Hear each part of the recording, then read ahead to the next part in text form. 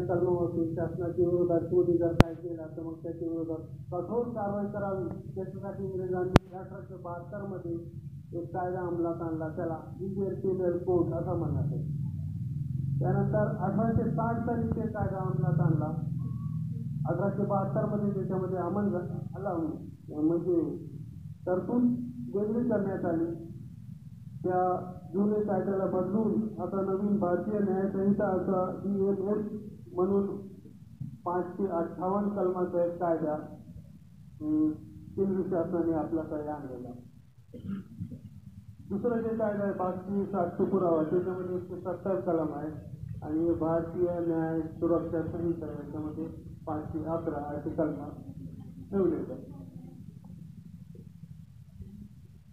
आता या जुने कायदे होते, मग नवीन कायद्याचं आपल्याला काय काम, अगोदरच बरा चालला होता 324, 23, 306, 302, 373, 75 असे कायदे होते.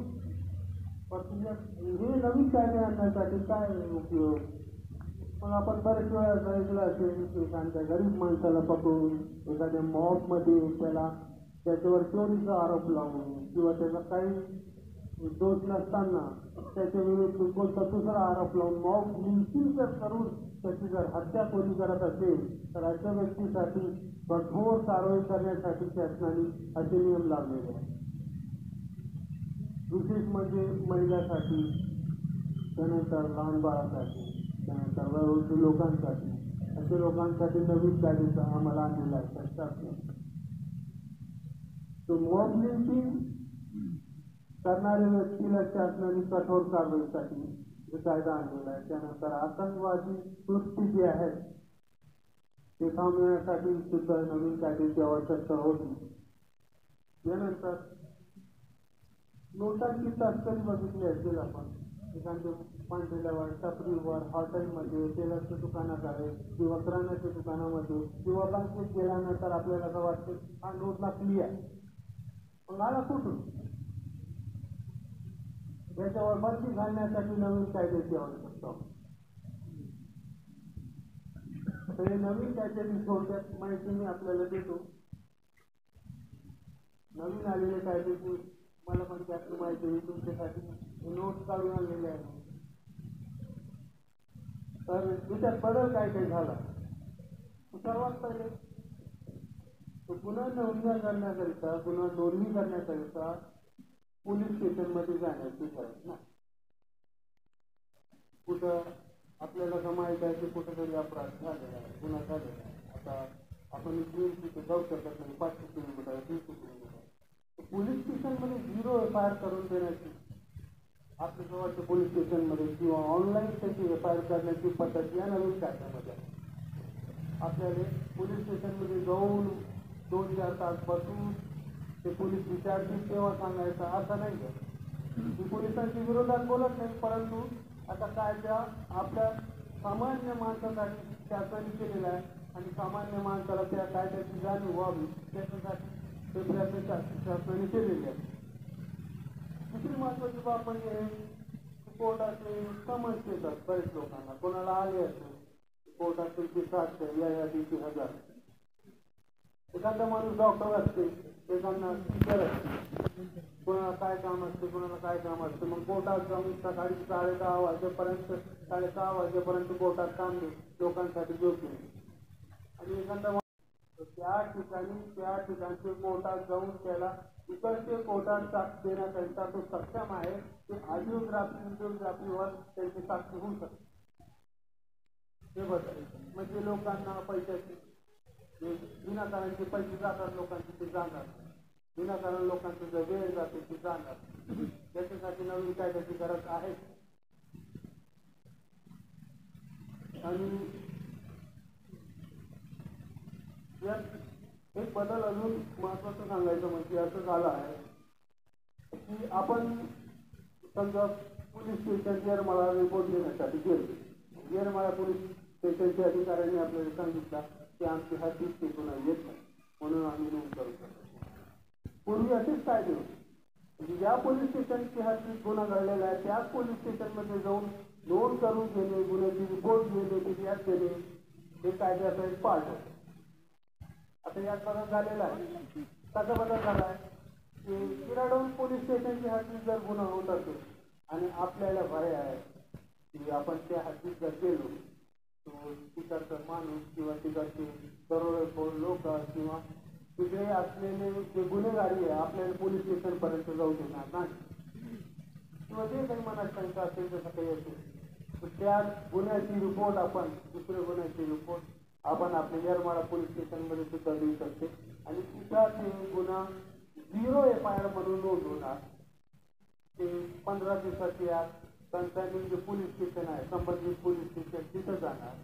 तिथं गेल्यानंतर मग 15 दिवसात ती FIR ची नोंद होणार.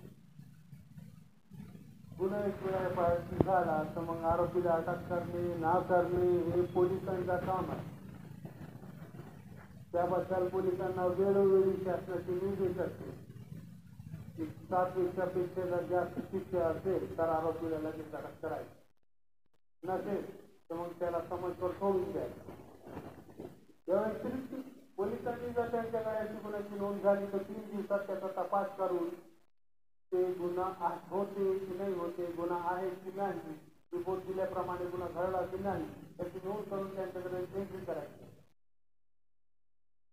एक वेळा एंट्री झाली की 60 दिवसात किंवा 90 दिवसात शासनाने आता 90 दिवसाचा पिरियड केलेला त्या 90 दिवसात दोषारोपपत्र कोर्टात सादर करणे हे पोलिसांची जबाबदारी आहे. तेव्हा त्या कोर्टात आपण गेलो त्या कोर्टात आरोपी विरुद्ध गुन्हा सिद्ध होते की नाही आरोपी विरुद्ध गुन्हा चालवायचा की नाही याच्यासाठी कोर्टाला 60 दिवसाची वेळ आहे. 60 दिवसानंतर ट्रायल सुरू झाली कोर्टात सुनावणी सुरू झाली ते सुनावणी 45 दिवसात संपली पाहिजे आणि जर कोणत्या कारणामुळे 45 दिवसात ते सुनावणी नाही संपली तर मग 2 वेळा कोर्टाला केस ॲडजॉर्न करण्याकरिता स्थगिती देण्याकरिता 2 वेळाचे पॉवर का. त्यानंतर सुनावणी कंप्लीट झाल्यानंतर पूर्ण झाल्यानंतर 30 दिवसात कोर्टाला निकाल द्यायला लागतो आणि एक वेळा कोर्टाने निकाल दिला 7 दिवसाची आत त्या निकालाची प्रत प्रत्येकाला मिळाली पाहिजे. असा नवीन कायदा आलेला त्याच्यात महत्वाचं असं झालंय की साक्षी देताना जेव्हा आपल्याला कोर्टाचं समजलं आपण शिक्षक आहोत किंवा दुसऱ्या ड्युटीवर आहोत त्या ठिकाणी त्या कन्सल्टंटकडे बसवून आपण सुद्धा साक्षी देऊ शकतो किंवा त्या ठिकाणी कोर्टात जाऊन आपण साक्षी देऊ शकतो. आपण FIR करतो. FIR ज्या व्यक्तीने FIR केली म्हणजे रिपोर्ट दिला त्या व्यक्तीसाठी रिपोर्ट मोफत भेटते आणि त्या व्यक्तीला रिपोर्टची प्रत मोफत मिळाल्यानंतर 14 दिवसात त्याला मिळाली की नाही याची आपण नोंद घेतो. एखाद्या आरोपीला पोलिसांनी अटक केला त्याची एंट्री बोर्डवर करावं लागते. अटक केल्यानंतर स्वतःचे पोलीस ठाण्याचे बोर्डवर एंट्री केल्यानंतर पोलीस नवीन कायद्याप्रमाणे त्यांचे मुख्यालयाला पण कळवतील त्यांनी असा आरोपी अटक केला. त्यानंतर या कायद्यात इलेक्ट्रॉनिक एव्हिडन्स म्हणून एक नवीन बाब आलेली आहे. इलेक्ट्रॉनिक एव्हिडन्स बरेचसे लोकांना कळत नसेल तर मी समजून सांगतो. मोबाईलमध्ये फोटो काढला आपण एखादी व्यक्ती किंवा व्हिडिओ काढला गुन्हा करताना कोणाचा व्हिडिओ काढला ते व्हिडिओ जर आपण पोलिसांकडे दिला तर ते व्हिडिओ मुळे त्या आरोपीला शिक्षा होऊ शकते. प्रत्येक माणसाने कायद्याची चौकशीत राहून काम करावे. प्रत्येक माणसाने कायद्याचा भान ठेवून काम करावे. शासनाने लोकांसाठी बनवलेला कायदा सर्वांसाठी असतो. त्याच्यासाठी त्याला प्रोटेक्ट करण्यासाठी त्याची अंमलबजावणी करण्यासाठी पोलीस मित्र आपल्यासोबत असते आणि म्हणून आपलं कर्तव्य आहे की पोलिसांची वेळोवेळी मदत करावी. कुठं जर गुन्हा घडत असेल तर पोलिसांना लवकरात लवकर कळवावे.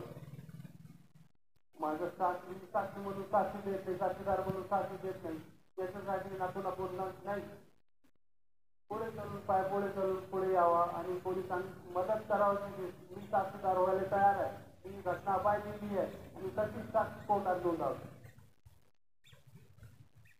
त्याच्यामुळे ते गुन्ह्याचं जे प्रमाण आहे ते कमी होतं.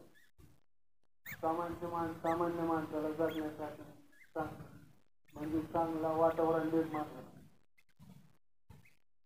मी दिलेला थोडासा ज्ञानाबद्दल आपल्याला काहीतरी कळलं असेल आणि असं सांगून मी माझी गोष्ट संपवतो. किंवा ऑनलाईन त्यामुळे कुठेही गडबड करायचा किंवा एखादा साक्षीदार चित्र व्हायचा किंवा चित्र व्हायचा हे जे प्रकरण आहेत त्यामुळं कुठल्याच क्षेत्रात किंवा कुठल्याच राहायला काही फरक पडणार नाही. जसं काही सरांनी सांगितलं की 20 तासात चांगली बाब आहे त्यापेक्षा सुद्धा चांगली बाब आहेत काही